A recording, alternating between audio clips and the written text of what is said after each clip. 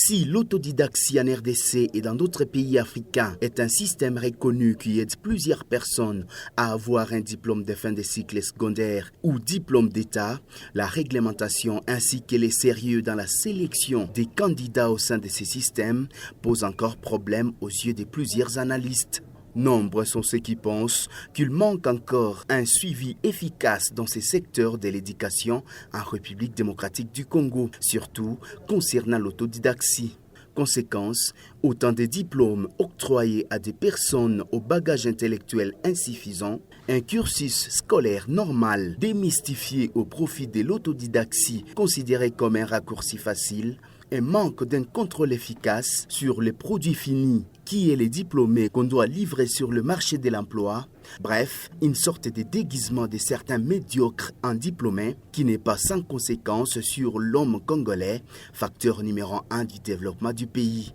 Tout en reconnaissant certaines failles dans la gestion de l'autodidaxie en RDC, certains experts en éducation qui ont gardé l'anonymat se refusent de soutenir les idées allant dans le sens de supprimer le système autodidacte dans le secteur de l'enseignement en RDC. Ils proposent plutôt une redéfinition des objectifs, un contrôle ainsi qu'un suivi efficace lorsqu'il faut inscrire, sélectionner et orienter les candidats autodidactes. Sachant que le secteur de l'éducation fait partie des priorités dans le pays développé et ceux qui aspirent au développement, cette question mérite réflexion de la part des autorités compétentes en RDC, car pour plus d'un Congolais, au-delà de la qualité de l'enseignement qui reste discutable à travers le pays, il n'est pas normal qu'à partir de l'autodidaxie, certaines gens sans niveau ni qualité soient reconnus comme intellectuels par les institutions et les ministères de tutelle en RDC.